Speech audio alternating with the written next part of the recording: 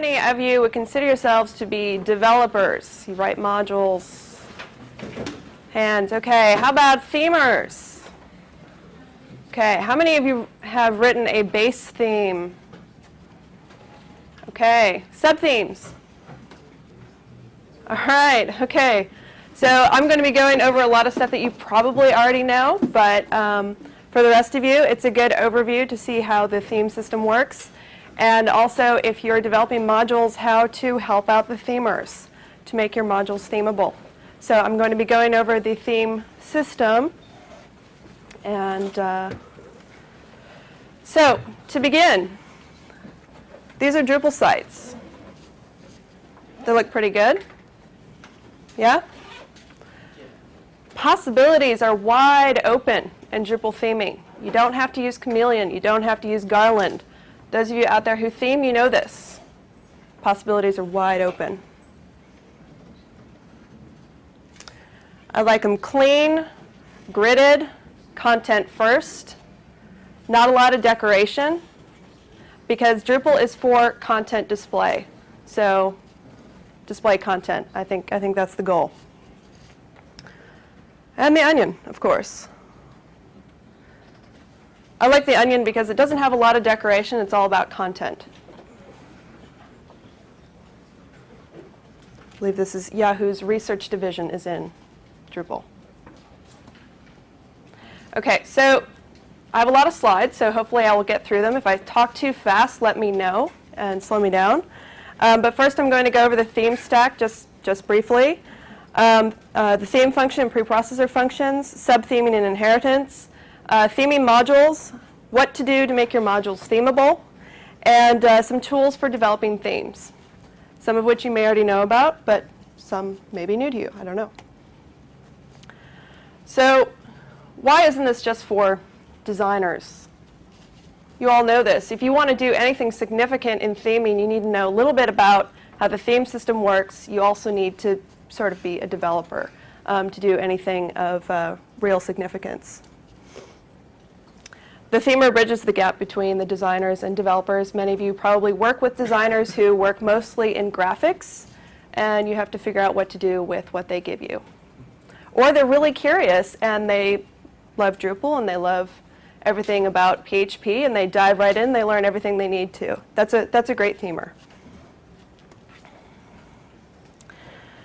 So if you write modules, they ultimately end up in what that movie was showing you, right? So we need to be thinking about how to facilitate that. Understand how and where the module might be used. Think about data in regions and grids. Write themes intended to be base themes. That opens up a lot of possibilities for themers who want to write a sub-theme. They don't want to write it from scratch. And there are plenty out there that are intended to be base theme. You're probably familiar with Zen, 960. There are others. Yes, that too. So as you study this, you start to notice what variables tend to be called to which regions. You get comfortable with how the templates work, where the regions are, some common patterns to standardize your method. So why is this on the developer's track? The idea is, and this is not going to be a design presentation, is to demystify some aspects of the theming process so that everybody is aware of where all of the content ultimately gets printed to and how to best display it, because ultimately I think that's what Drupal's about. There are tested structures, grids are great, provide classes for your modules so themers, when they're using the devel module, can see what they're going to override. It's all great practices for making it easier for these complex sites to be themed well. So why is this important? Without a site, no theme. Without a theme, no site, of course. Design requires good functionality, and good functionality deserves to be displayed well. So the theme stack. So these are the theme guts. These go in sites all themes. Foo, of course, all of you know, stand in for whatever you want to name your theme. So the most important file in your themes folder is the info file. So write that down if you don't know it. Everything else is extra. As I'll explain in just a minute, there are default templates, default display for all of the information, but the theme layer is there so you can control that. So you have the last word on how everything is displayed. So there's a theming engine, which is typically uses PHP template, although there are other theme engines, and then CSS and images. So here's the theme stack. So it is possible to write an entirely PHP theme. I don't know why you do that, but you can. Typically, your templates are in PHP template, typically. Comes with Drupal core. So at the bottom you see core, modules. Theme gets the last say on how everything is displayed.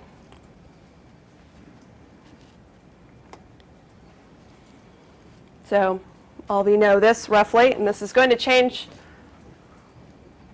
Thank you very much. So like I said, it's going to change slightly for 7, but so basic process is the browser retrieves dynamic information from the database, checks it against the output filters, inserts information into each core template, and I'll show you how the hierarchy works in a second. Theme engine merges template files into template PHP. So the page you see is a result of page.template.php, which derives everything from a lot of sources all the way up through the stack. And then finally, it's spit out to your web browser, and there you go. So Drupal core sends out the information through PHP template, which then, as I said, generates from template files the ultimate display in page, which is the master of all the templates, to show you your page. Template engine. Why do we even have this theming layer? Because putting templates in modules, putting templates down further in the stack just doesn't make sense. It's not as flexible. Makes a lot more sense to separate theming from the logic of the data you're putting out. This is obvious. You all know this probably. So the template engine acts as an intermediary between Drupal and the template and your theme, or the templates in your theme rather. Overrides theme functions and puts the appropriate content into user-defined XHTML templates. Again, the PHP template engine is the most common. It's probably the one most of you are using on your Drupal site currently, unless you want to use something like Smarty or lol theme or something like that. Do any of you use something other than PHP template? Anybody? I didn't think so. It's pretty standard. Although you can change it and use something else if you have a particularly good reason to, but I don't know of one. So all of your template files, template.php is the file extension. That's the basic format. And the number of template files is really up to your imagination. You can make any number of them, make it as complex as you want. So the main ones you'll see, and the main ones that as a themer you'll want to control and do your overriding in are page template.php. Front page is probably one of the most effective ways to alter the display of your front page. It's a very common method for changing the display of your front page. Also comment and forum and node.template.php. You can do most of your overriding in these files unless you have, obviously, as you add more modules, your functionality gets more complex. Then you need to use things like devel module and figure out where your templates are coming from, what the classes are, so you can override and change the display of the information printed to your page.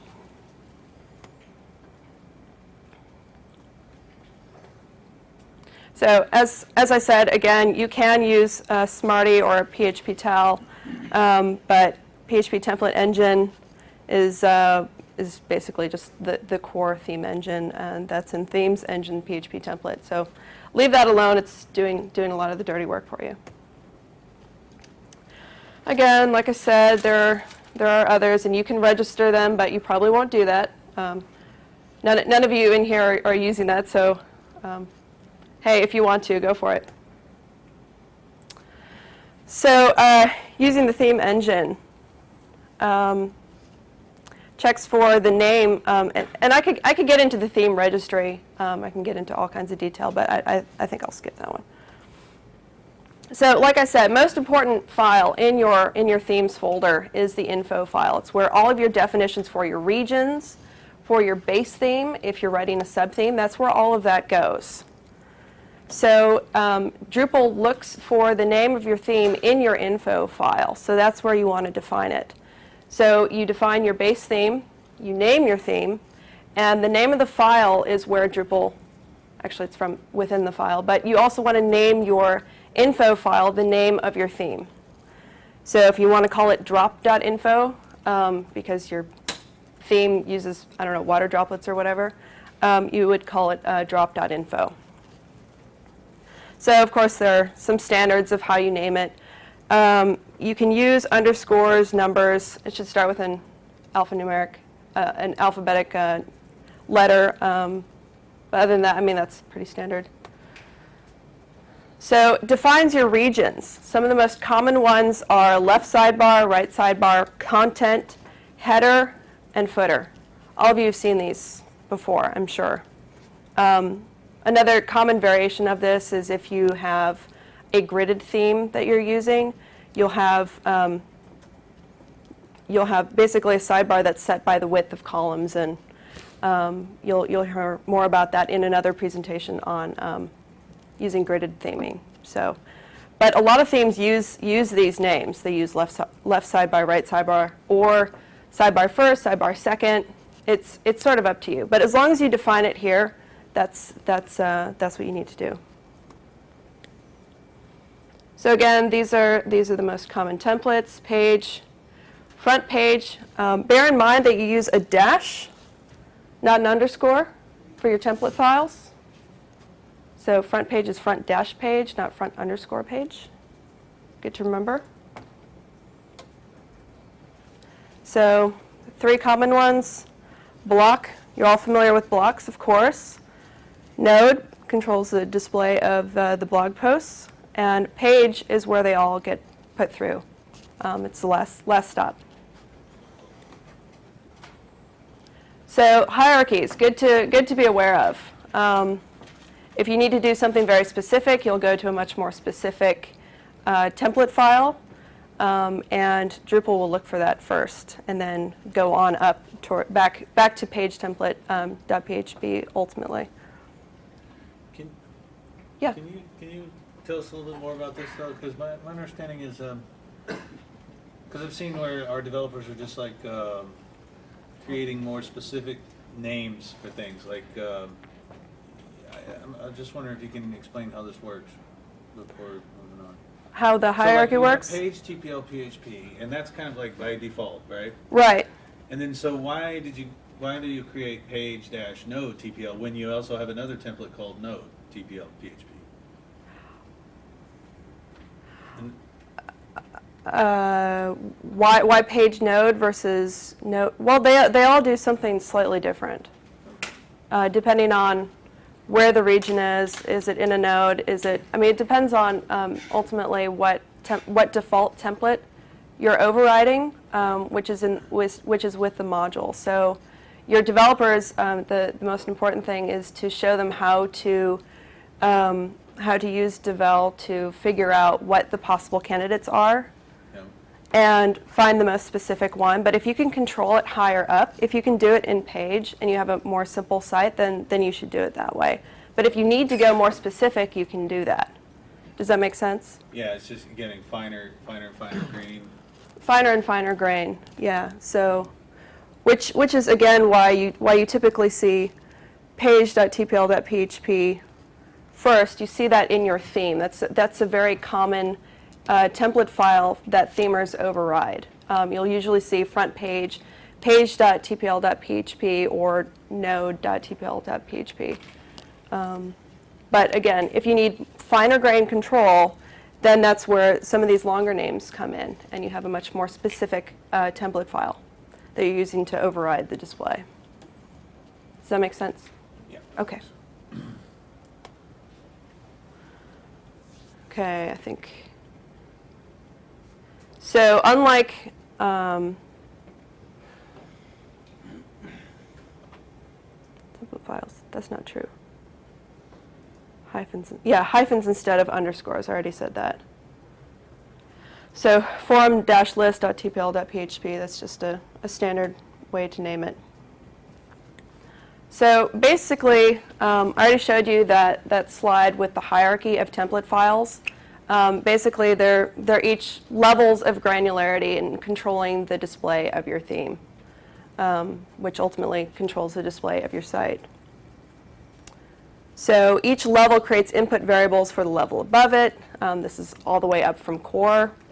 Field templates get fed into row style templates, which are then fed into style templates, which are then fed into overall display templates. So this is just an example of how all the way up from fields up to the main display of the page, that's how it works. Specific to general, basically, because it's constructing the final page template. That's what the theme engine ultimately does. So template.php, aside from writing template files, your other method for overriding things is to actually look at template functions. If you feel very comfortable with that, then that is a way to go about it. But typically a better method is to actually work with the template files. But if you have to do things with altering the logic of how things get displayed to the page, then you want to be looking at the functions. But again, it's all overriding. You're not going into the module and hacking on it. You're adding these functions at the theme layer to override what you're getting, which is ultimately a more flexible way to do it than actually going in at the source of where all this information is coming from and making changes. So don't do that. Themes are king in the sense that they get the last say on how things are displayed. So any module you're writing, awesome, you're helping display content to the page, but when it comes to how it's displayed on the page, themes get the last word. They're all the way at the top of the stack, and in fact, Drupal looks at them first for rules. If there's no theme rule set for it, there's no template set for it, then it goes down. And if it runs out of sources, and this is actually set in the theme registry, if it runs out of sources for rules, for template rules saying how to display something to the page, then it goes all the way down to default. It goes down to what you've written. Hopefully you've written a template file with your module for some default display, and then that's the last stop. But it looks in the theme first.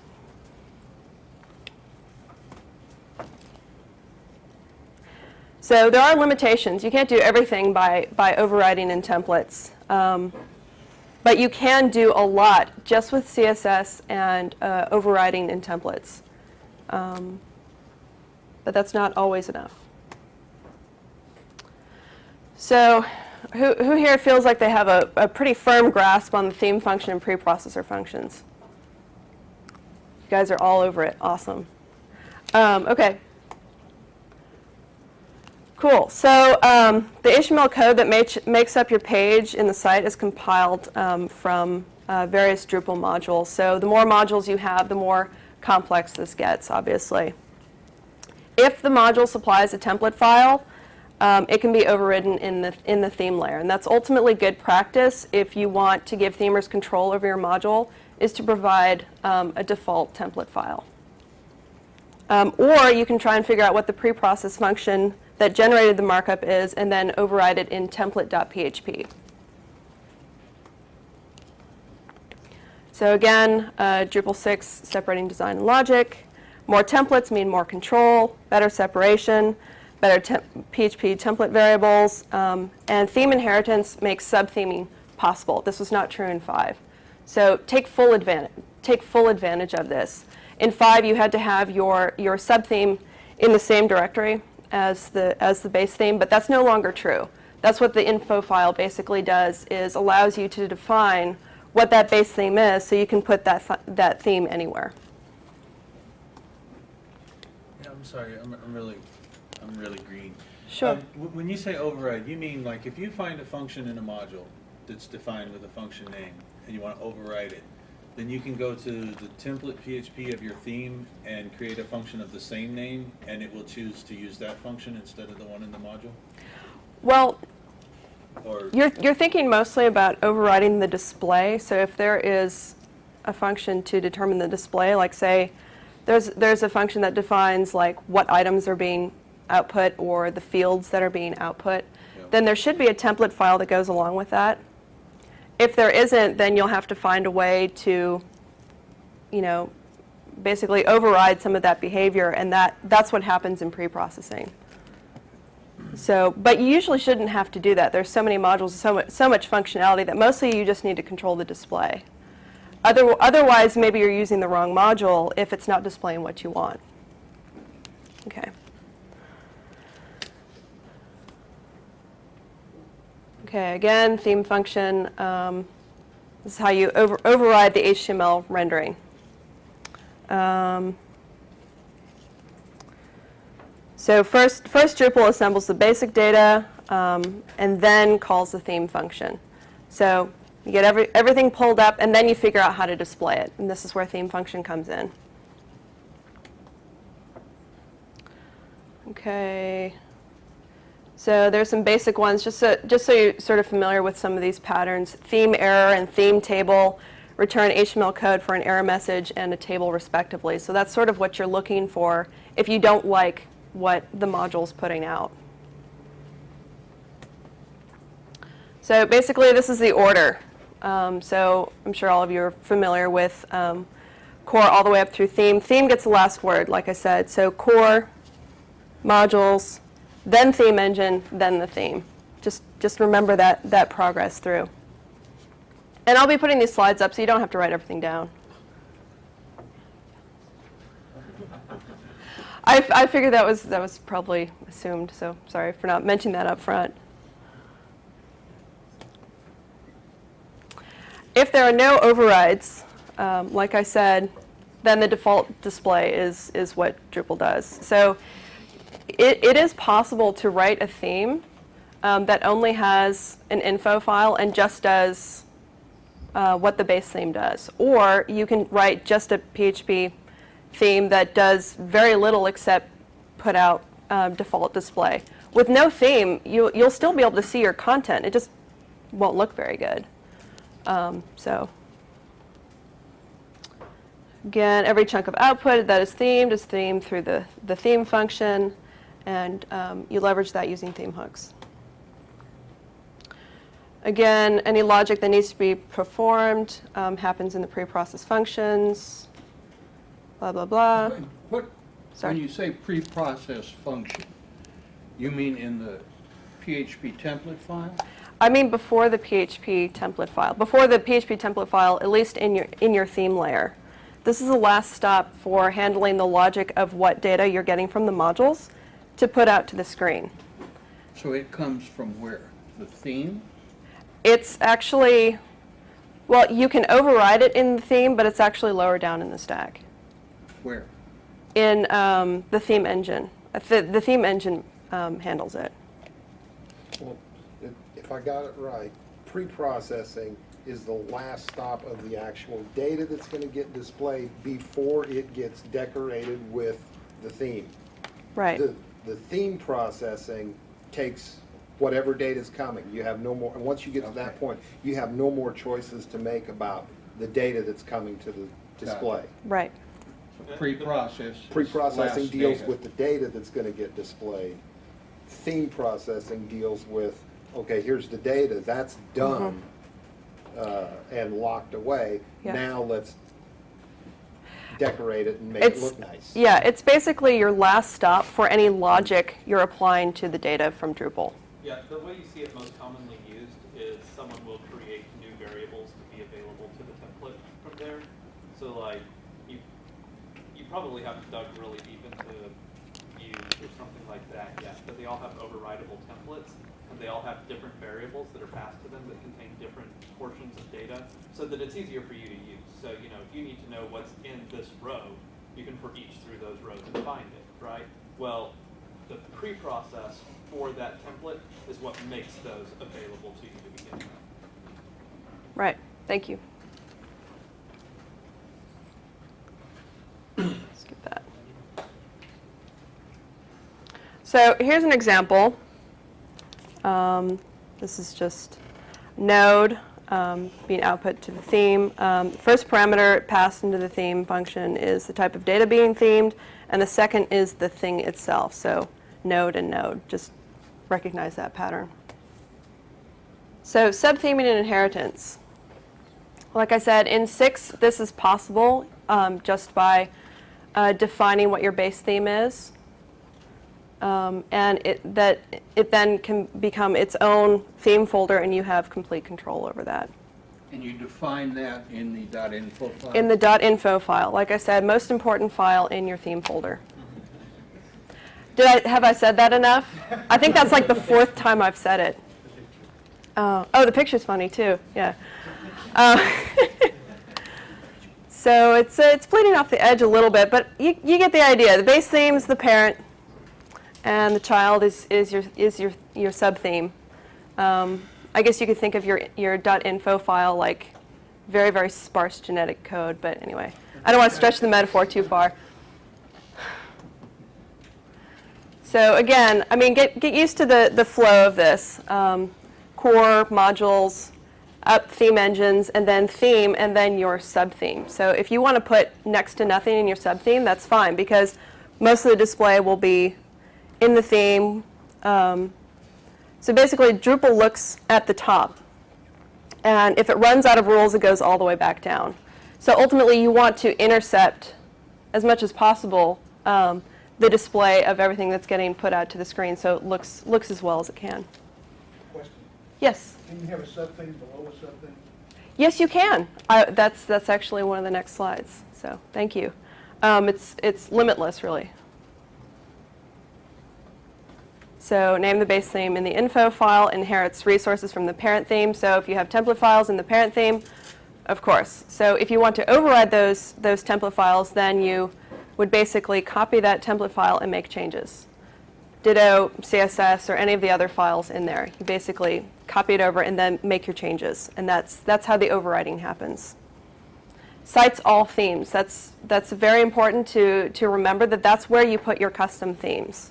Don't work on the themes in your themes folder. Those, I mean, that's like messing with core. Don't do that. Just leave those where they are. Drupal knows where to find your custom themes and cites all themes. It's the same process with installing modules. You have those and cites all modules. It's the same process. So why do this if you're learning theming? Why not just write it from scratch? Well, first of all, it's a lot easier because you're just overriding the parts you want to change. You're not rewriting entire template files. You're not rewriting entire CSS files. It's a great way to learn how everything is put together.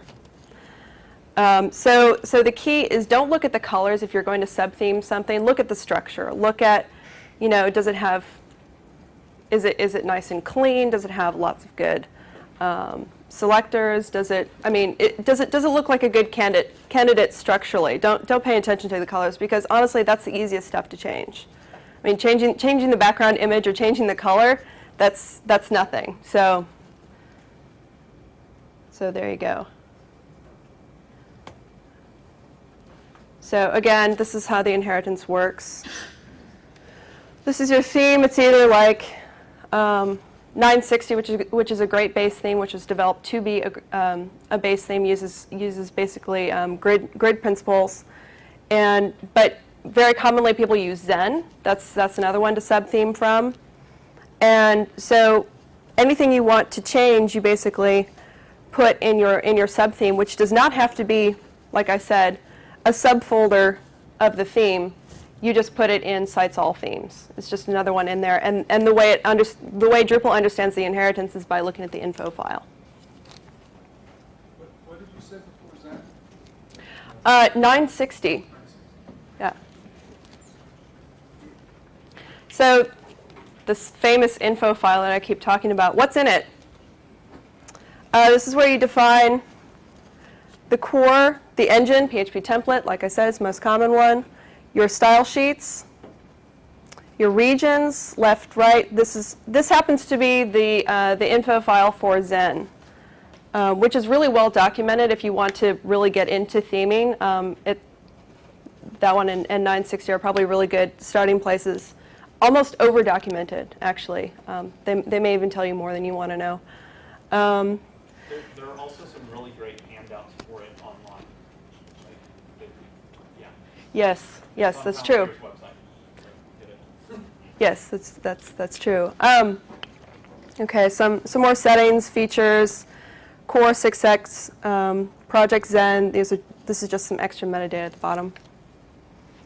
So there you go. So declare the base theme. Do that in your info file, of course. And you asked about, can you make a subtheme of a subtheme? Absolutely, yes. And if you develop a lot of themes, you find yourself doing this a lot. Basically, what you'll do is you find a good candidate and you'll strip out everything you don't tend to want to use, strip out the colors, strip out everything that conflicts with the site you're trying to customize for. And some of these, like I said, after going through that whole process, then people have put out base themes that are basically designed for that. Zen and the Zen starter kit specifically have like no colors, background images, anything like that, because it's exactly what they're for. So from the same base theme, you can do, completely different themes. One for a music site, and you can make different versions. You basically branch out how you see fit. Newspaper site, what have you, whatever project you're working on. Subthemes and subthemes, like I said, can be a child of another subtheme. You're deciding what you name this subtheme, so it's almost like it's its own theme, except that it inherits from a base theme. Right? You don't have to name it after the base theme. You just have to refer to it. So the last thing that your theme should have, although it doesn't necessarily have to, is a screenshot. And if you're going to develop a theme and contribute it, definitely, I think it's, I don't remember what the site is on Drupal.org, but there are some guidelines for what you need to include in your theme to contribute it. So definitely try and do that. It's just like specific dimensions for the screenshot. So again, don't hack core, don't hack modules, don't hack themes, subtheme, override, add files to change things. Don't just go in at the source, which is really, really tempting. I know this, it's really tempting, but don't do it. Okay, so how does this actually happen? This is why I got into Drupal in the first place, is because it's for content. I come from, a writing background a long time ago, but I've been developing sites since the 90s. But when I found Drupal, I thought, wow, this is fantastic. This is basically built for displaying content, not just blogs, not just videos, not just one type of content. And this is going to be even better in 7, which is I'm really excited about. But it's for content, so remember that that's what you're displaying to the screen.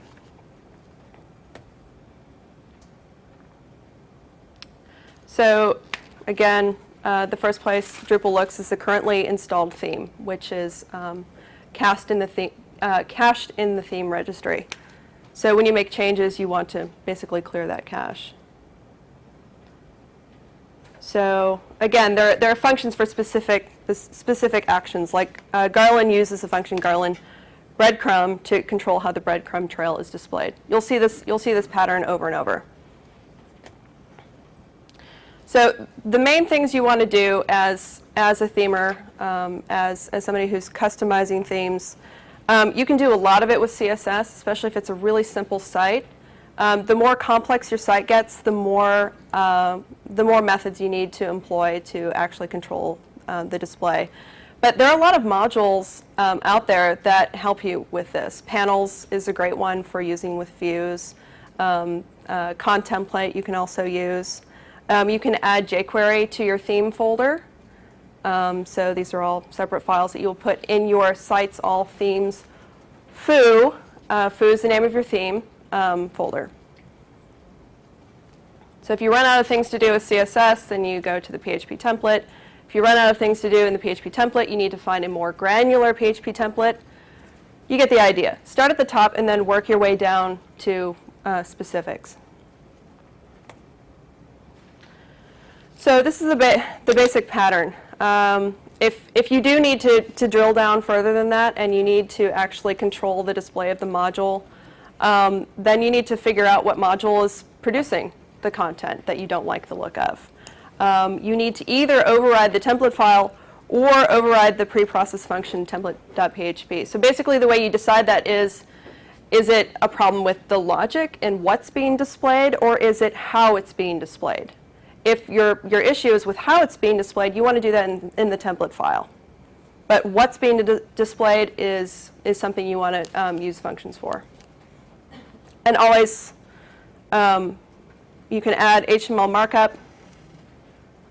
Thank you. And then lastly, after you make these changes, refresh your theme cache.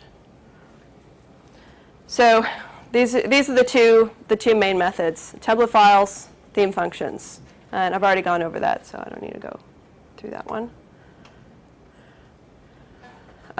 Again, you create a new file, you add some markup around the PHP, save that, it overrides. You don't need to go into the source of it and then start monkeying with that. You just want to create a separate file and then add markup as necessary. If you're a really good module developer, you've already provided some of this for the themer to find, so they can control the display of your module. Yes? When I'm trying to override using the template function, do I name it the same thing as it is in Yes. Yes. the original theme? Yes. And it just knows, Right. It just knows to look in that location first to override it. That depends upon, like, there's a theme name replacement on it. What are we talking about? About actually overriding the function. Right, so in your template.php, like, it needs to be named your theme underscore that function. And so that's like a variable. Right.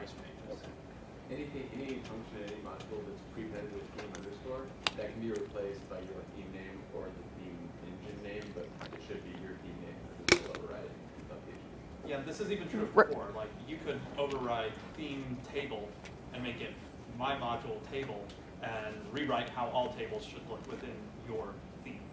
Right. So the table name stays the same, but you add your theme name to it. So, yeah, but there's a theme component that changes. So they're named the same, except for the theme component. And then Drupal will use whichever one it comes across first. According to the theme The stack. hierarchy table, it looks here first, and then it uses the one that it finds first. So that's why you start with the base stuff, and then work your way down more granular as you go until you get to what it is you want to do. Right. Because it will use, and it will quit, once it finds the one it's going to use, it quits looking. It doesn't Right. say, I've got this one, and then I've also got this one. It doesn't never even sees this one once you override it. Right. As long as you follow this naming convention, that's exactly how it works. Are you going to cover sort of the CSS files? Some of these things, I mean, you end up with 15 CSS files, and I'm not sure where they all come from or what they all do. I've seen some themes that, they end up processing 10 plus CSS files, and I'm not sure That's why true. they do that. Well, I mean, the more control they want over the CSS, the more they try and break it up into different CSS files. But to keep it all straight, to use the Firebug plugin, that's a great way to figure out what's controlling what. So What is the inheritance thing in CSS files? I mean, where does that get defined? of the CSS files? Yeah. Well, it's basically by selector, right?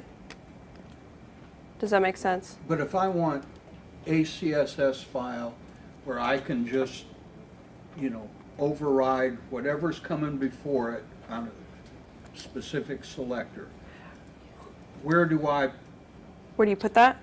put it so that it reads it no matter what? Usually the first place you start is style.css, and all of your CSS files are defined in the info file. So if all you want to do is make changes to the style.css file, you can do that, and you would only have the style.css file in your subtheme. And you would still have CSS controlling the display of other things because you have it in your base theme. But you can always choose a base theme that doesn't have that many style sheets I too. understand. What I'm asking is, if in your .info file, there are 10 CSS files, does it matter how they get listed? I don't think so. It does. It does? It is They're the in order. order of the info file. The order matters. So if you'd like to add one at the end to override previous CSS that you wrote in those other style sheets, and you would not like to disrupt that styles.css file, you can go ahead and add another style sheets line to your info file, and that stuff will be overridden using the normal cascading. Yeah, just make sure it's the last thing stated, because they get appended into the styles variable in your template in the order. So it's the CSS last. inheritance is completely separate from, Drupal theme inheritance, so Thank yeah. Yeah. But it adds it in the order, it puts core CSS files that are added first, then module, then Their theme theme. one. Yes, that's right. So Yeah. whatever you put in the theme. The last one in your theme file will be the last one. Yeah.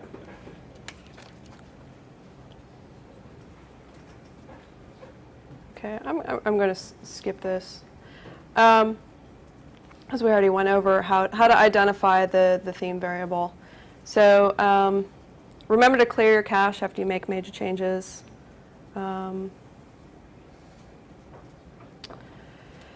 CCK. I'm just going to mention briefly two of the biggest. Oh, I better skip this. Actually, I'm running out of time. Making modules themable. I've actually already gone over this. You want to provide template files. You want to provide default style that makes sense for the information, and think of all the ways that your module could be used. And provide classes basically for the themer to control the display. Modules, like I said, provide the default implementation, then goes on up through the stack.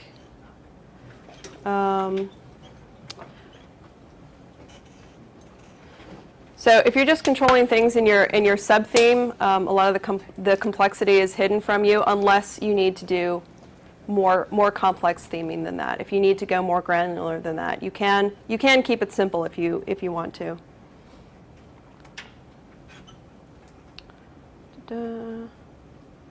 Default templates. How many of you have written default templates for your modules? Cool. Definitely do that. Keep the themer in mind when you're writing your default template. And bear in mind that we're looking for ways to handle the display of your module. I need to go. I have too many slides. Sorry. Is a themer, do you prefer that as opposed to just theme functions? I prefer templates. I think that's a cleaner way to do it. Unless I'm worried about the logic of what information you're displaying, I'd rather use a template file myself. Basically easier to eyeball because you're dealing with something that looks like what you're going to accomplish. Yeah. The theme developer module also gives you a list of potential template files to override. So that's a great way to figure out how things are getting displayed and what you should override. So it'll give you candidates like views dash views dot blah blah blah dot template dot php. It'll give you a long name, so you know exactly where to go in to do the overriding to change the display. But like I said, most of it you can do at a higher level up. You can also add wildcards, which I'm not going to go through. Allow for significant changes. Lauren, I'm sorry. Yeah. If you get a question from the back of the group, if you could just repeat the questions so the camera can hear. Oh, sure. Yeah, sorry about that. So again, just make sure your markup is as clean as possible. Make your template files as flexible as possible. Provide the classes so that themers can look and see how to change the display so it's as flexible as possible. Again, not everything is templatized. We need more classes. It's hard to find good themes on Drupal.org. A lot of them aren't particularly good, so usually it's probably good to pick a really good base theme and then write a sub-theme to that and do something better. There's definitely some variation in quality in the theme, so just look really carefully at what you're using.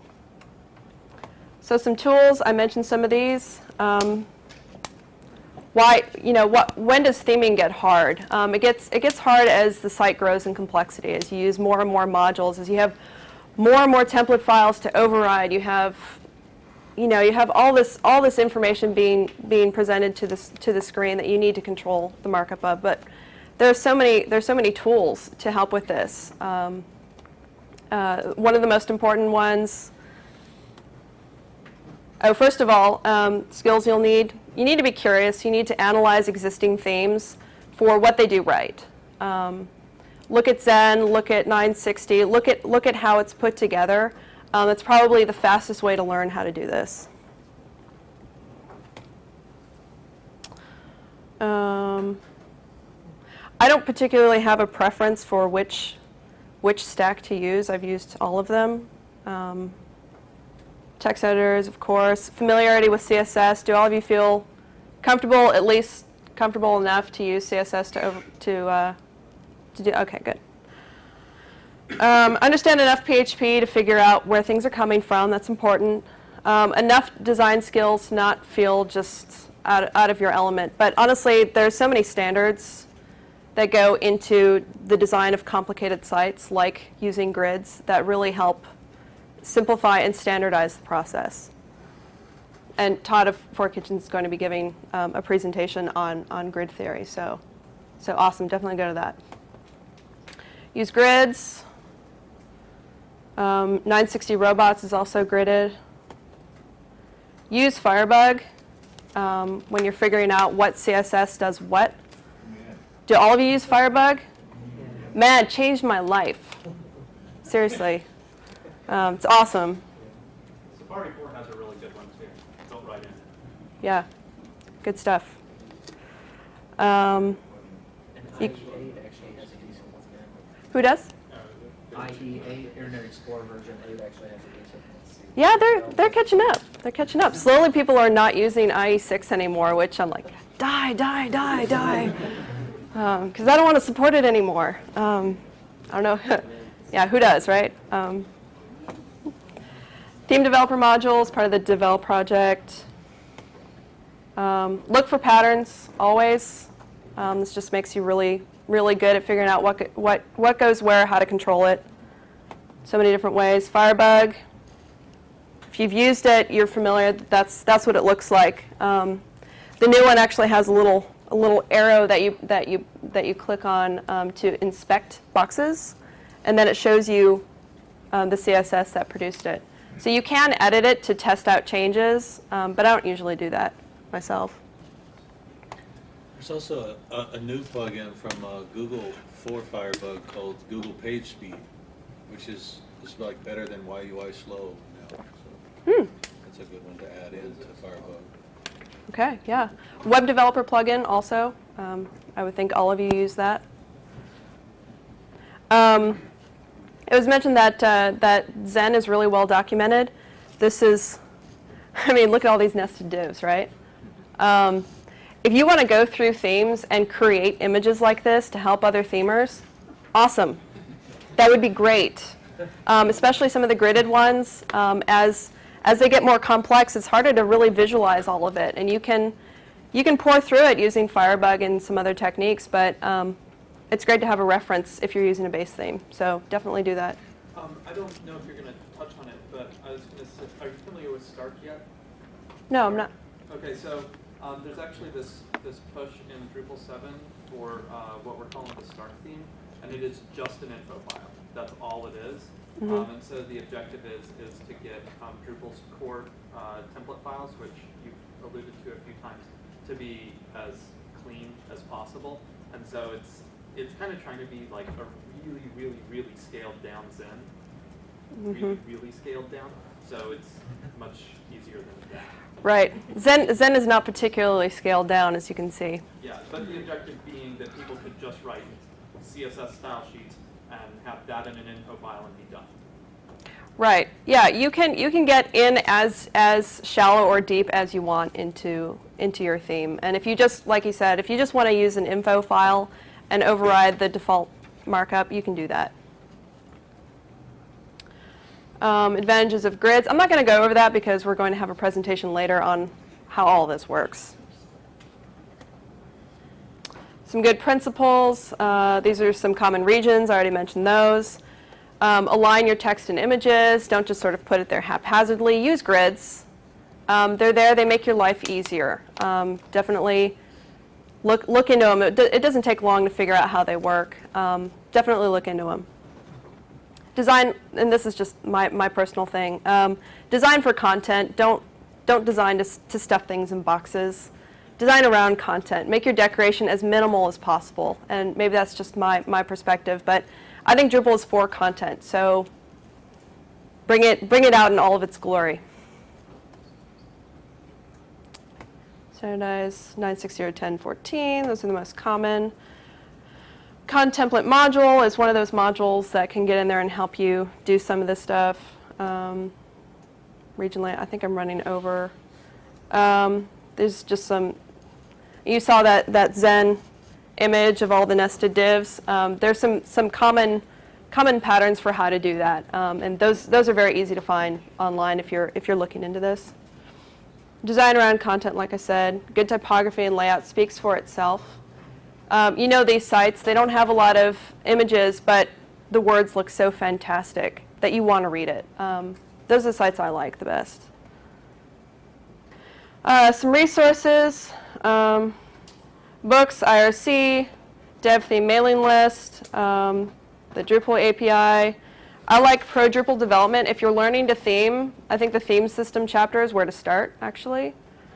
I know there's a front-end Drupal, which is also a good book, but I actually like to, I started with the pro Drupal development book myself. Synthesize, put it all together. Now you have, sort of an understanding of how this stack works. Just remember that if you're on different parts of the site, communicate well. Remember that sites are nothing without themes, and themes are nothing without good sites. So work together. Provide those classes for the themers, and make sure your designers understand where their designs are going to be used, and get standardized together on some grid systems that'll help streamline the process. So that's that. Some goals. Contribute some themes. Write a base theme. That'd be awesome. Make sure your modules are easy to control. And thank you.